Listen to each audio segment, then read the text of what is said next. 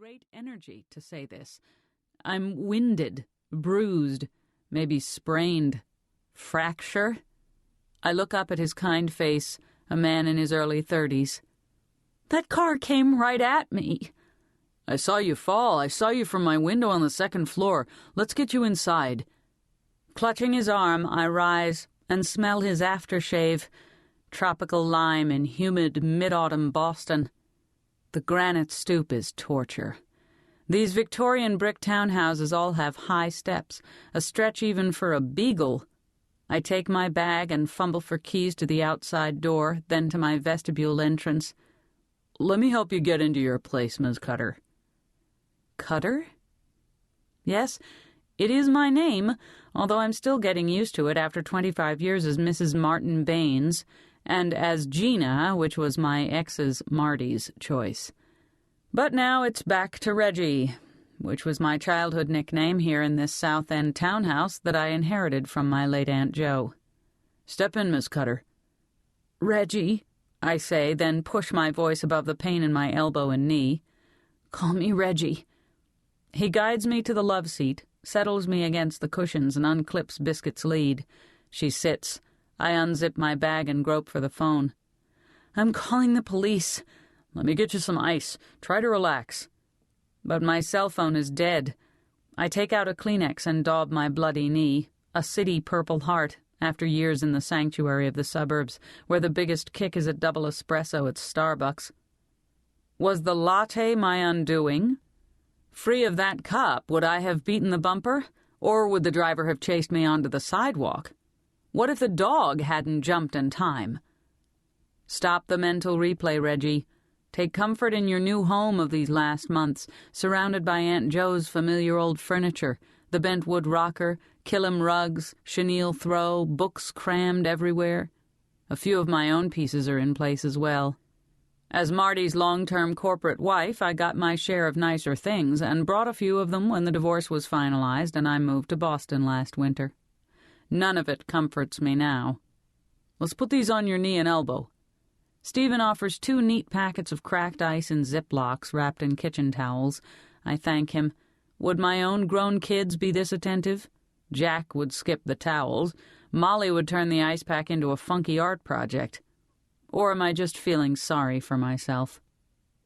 Look outside at the street, I say, about 10 feet up from my VW Beetle. See the coffee spill? Yes, that's where the car hit me. You crossed it mid-block. Do you think the driver was joyriding? I doubt it. Or some kind of initiation rite? No way.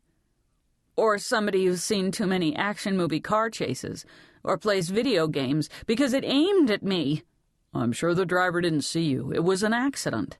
Sped at me. Another second crossing that street, I'd be in...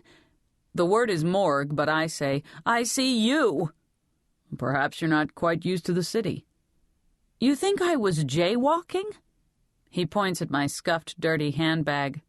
A little saddle soap. It should clean up nicely. It was hit and run, but his eyes do not meet mine. Hit and run, I repeat. He gives me the same pitiful caregiver look that the hospital aides gave my aunt in her final days last winter. I'm calling the police right now. Why not give the ice a chance to work first? He faces me in Joe's rocker, obviously at ease in my late aunt's home. Well, that's why I agreed to the 6-month sublet, because Stephen Damelin knew my late aunt. Otherwise, I'd require the long-term tenant, a dentist, to meet his lease obligations while he tests experimental Novocaine in developing countries, meaning the parts of the world that Marty called emerging markets, as if those places didn't have actual names. Stephen, please hand me the phone on that table. I want to call the police. Actually, a certain detective. Your Aunt Jo's favorite detective? Is he yours now? My favorite? I'd never call homicide detective Francis Devaney anybody's personal detective. Not Joe's, and certainly not my own. Is Stephen Damelin being ironic? The detective is an acquaintance, I said. It's on a professional basis. So you work for cops, too? Are you a psychic like your aunt? What to say to this? Psychic, as you know, is a touchy topic. Skeptics sneer in disbelief, while true believers think you're an extraterrestrial. Both sides expect a Twilight Zone trick instantly. Your aunt told me psychic powers run in families. That's true, but abilities vary, Stephen. It's not like the TV shows instantly on and flowing like tap water. Jo was very advanced, probably because she embraced her sixth sense throughout her lifetime. A paranormal faculty needs, well, a certain cultivation. It's like use it or lose it. For me, it's a relatively recent thing. Let's say that I'm playing catch-up with my psychic ability. I have a learner's permit. But you're the next generation of Cutter psychics. So let me tell you, that detective kept your Aunt Jo busy. Between Boston crime and the terrorism threats, you'll be in high demand. Stephen Damelin seems to think the first aid entitles him to full familiarity, but I'm finding this Boy Scout a bit too brash. Jo took her psychic ability very seriously, I say.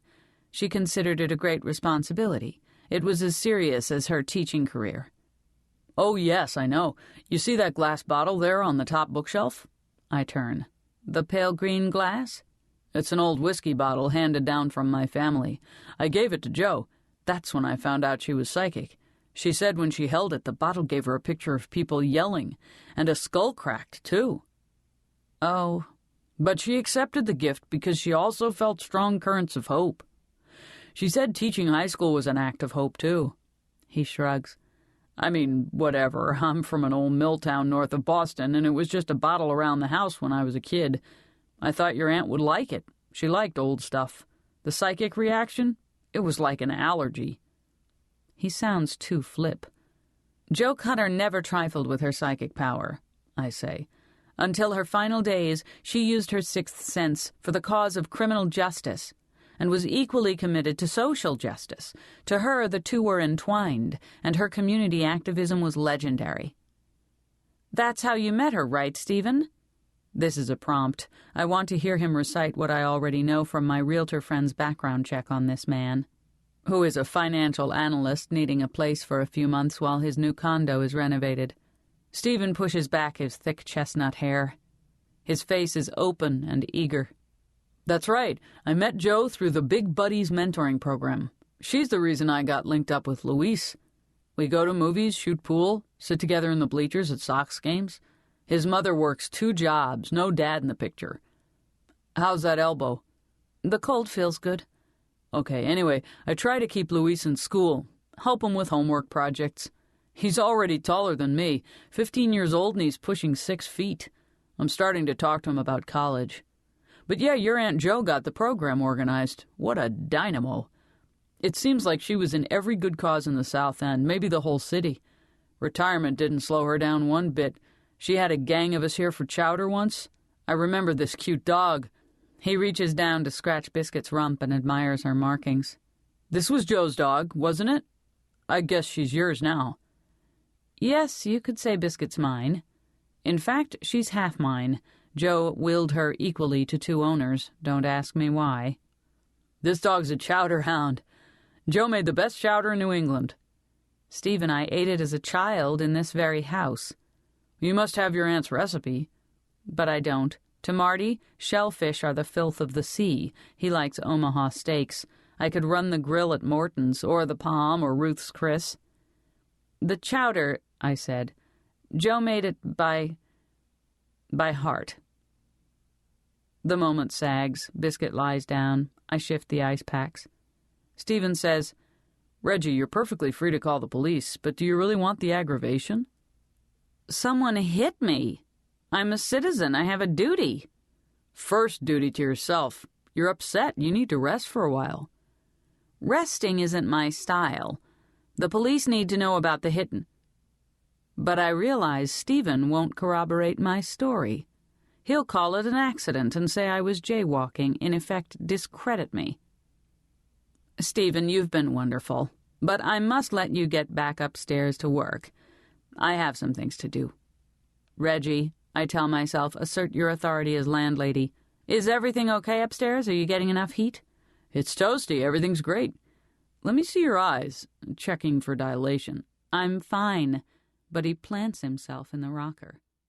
So here's something to think about, Reggie.